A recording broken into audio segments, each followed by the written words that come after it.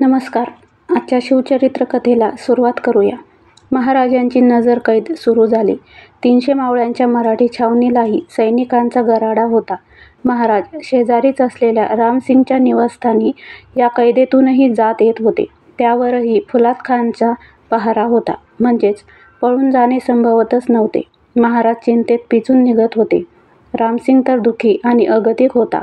शिवाय त्याच्या डोक्यावर राजपुतांचा शब्द म्हणून महाराजांच्या सुरक्षिततेची तुळशीबेलाची पाने हेलावत होती. एक-एक क्षण दिवसादिवसासारखा जड जात होता. महाराजांच्या 2 वकिलांना मात्र छावणीबाहेर कोणाच्या भेटीगाठी किंवा गुप्त राजकीय कामेधामी यासाठी जाता येत असे. वकील या नात्याने त्यांना मोकळीक होती. रघुनाथ बल्लाळ कोरडे आणि त्र्यंबक सोनदेव डबीर हे ते वकील. एकूण या कैद प्रकरणामुळे या वकिलांची आणि महाराजांच्या गुप्तहेरांची जबाबदारी पणाला लागत होती. छावणीतील वातावरण अतिशय गंभीर आणि चिंताक्रांत होते. आता शिवाजी महाराजांना बेमालूमरित्या कसे ठार मारायचे याचा विचार बादशहाच्या डोक्यात चालू होता. आता हा सिवा पळून तर जाऊच शकणार नाही अन घातपाती राजकारण करूच शकणार नाही याची खात्री बादशहाला होती. कारण रामसिंगाने जामीनपत्र दिलेले होते आणि फुलादखानचा कडक पहारा होता. शाही सरदारांचे पूर्वीप्रमाणे रोजचे शिवाजी दर्शन या कैदेतही चालूच होते. महाराज त्यांच्याशी पूर्वीप्रमाणे छान छान सात्विक भाषेत बिनराजकारणी विषय बोलत होते. महाराज कैदेत पडले आहेत हे दक्षिणेत राजगडावर जिजाऊसाहेबांना समजलेत. त्यांची व्याकुळता कशी सांगावी. अखेर त्या आई होत्या. मिर्झा राजा जयसिंहाला सुद्धा हा औरंगजेबी कावा आणि राजांची कैद समजलीच. तेही तेवढे दुःखी झाले. त्यांचे राजकारण आणि अंतःकरण करचळून गेले. औरंगजेबाला आपल्या पदरच्या शहाण्या माणसांची ही किंमत कधीच कळली नाही. मिर्झा राजांनी रामसिंगला गुप्तपत्राने कळवले की दक्ष रहा. आपला शब्द शिवाजीराजांना तुळशीबेलासारखा आपण दिला आहे.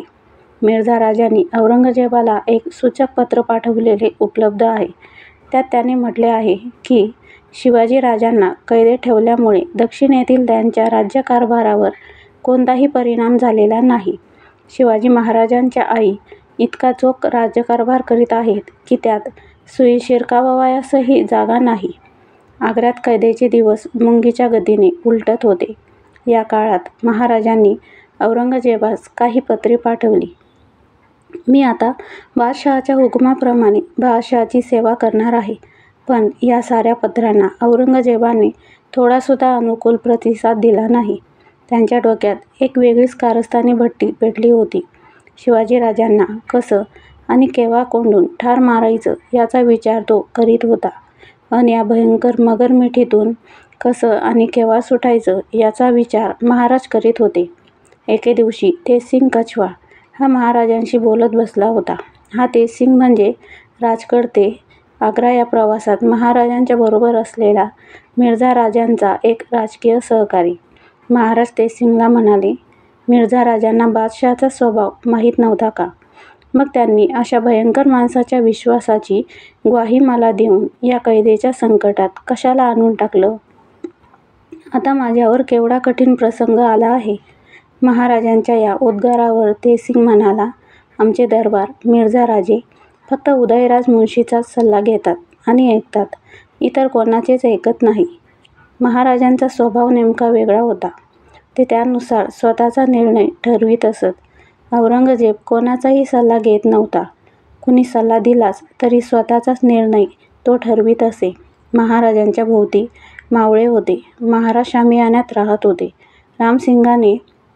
रामसिंगाचे मन कसे होते पहा. त्याला महाराजांची अतिशय काळजी वाटायची. त्याने एके दिवशी आपले सुमारे 29 अत्यंत विश्वासू आणि शूर लोक महाराजांच्या शामियान्याच्या भोवती रात्रंदिवस पहाऱ्यास ठेवले. याला म्हणतात पलंग पहारा.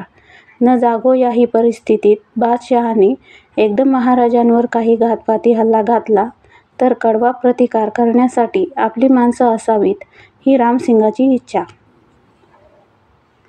बादशहाकडे फुलादखानाने तक्रार कळवली की माझा येथे कडक पहारा असतानाही या रामसिंगाने मला न विचारता आपली माणसे सिवाच्या शामियान्याभोवती पहाऱ्यावर नेमली आहेत.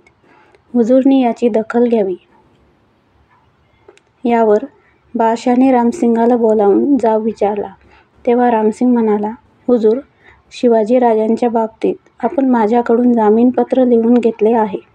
म्हणून शिवाजीने निसटण्याचा प्रयत्न करू नये आणि घातपाती कोणतेही कृत्य करू नये म्हणून मी दक्षतेसाठी माझाही पहारा त्यांच्यावर ठेवला आहे.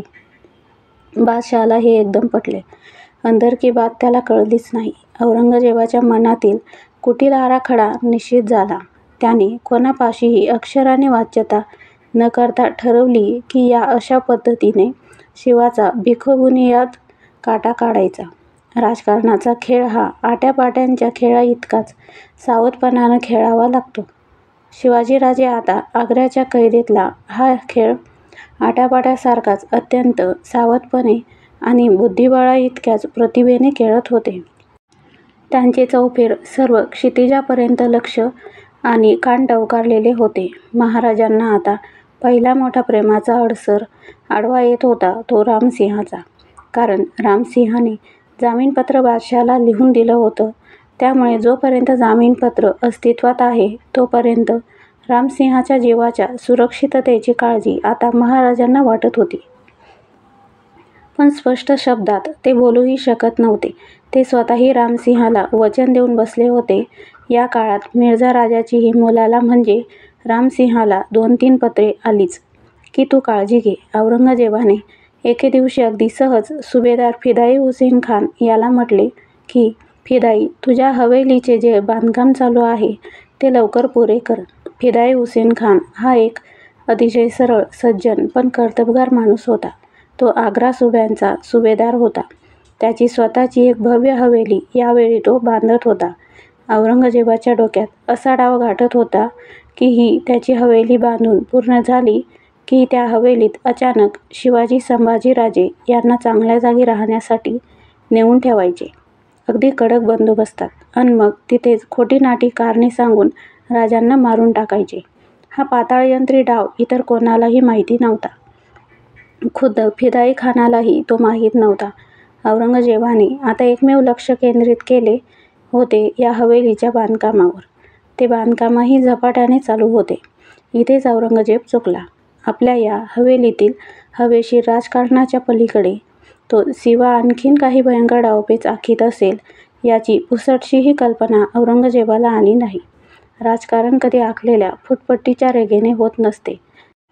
चाणक्यासारखी माणसे वळसे घेत घेत शेवटी शत्रूचा गळा अचूक आवळतात. महाराजांचं राजकारण नागिनीसारखे वळसे घेत चालू होते. महाराजांनी पहिले प्यादे 2.5 घर हलवले. दक्षिणेतील माझे सर्व किल्ले म्हणजे सर्व स्वराज्यच की मी बादशहाच्या स्वाधीन करून बादशहा सांगतील ती कामगिरी करणार आहे असा साळसूद आव ते आणीत होते. बोलूनही दाखवत होते. आणि अचानक एके दिवशी महाराजांची तब्येत बिघडली. कसंसच होऊ लागलं. खरं म्हणजे काहीही होत नव्हतं, हे ढोंग होतं. आपण आजारी असल्याची ते उत्तम अभिनयाने येणाऱ्या जाणाऱ्या सरदारांना आणि सिद्दी फुलात खानालाही दाखवत होते. महाराजांचे दुखणे हळूहळू वाढतच होते. म्हणजेच पसार होण्याची बळकट तयारी चालू होती.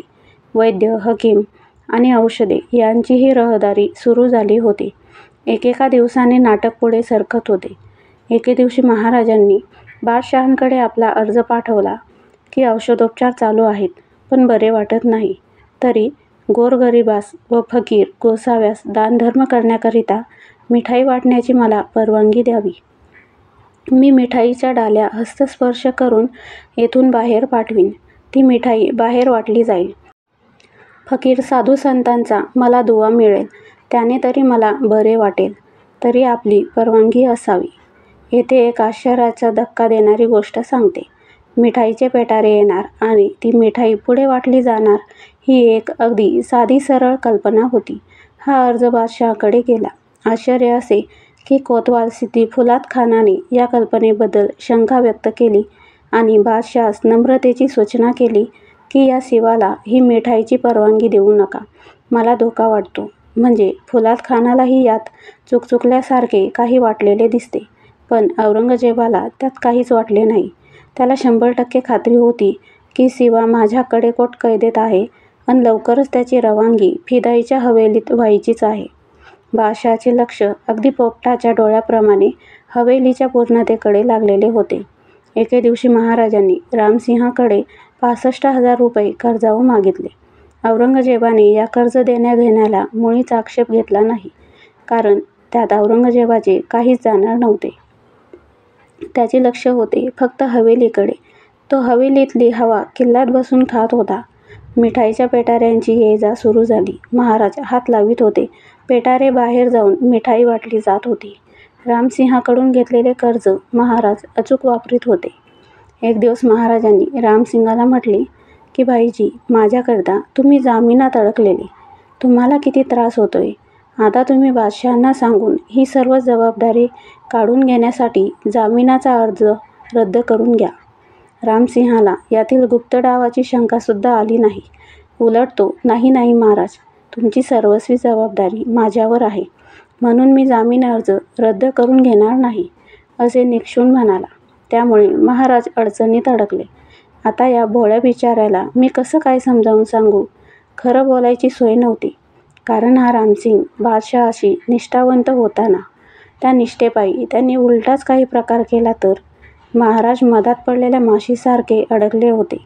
उडताही येत नव्हते आणि बुडताही येत नव्हते.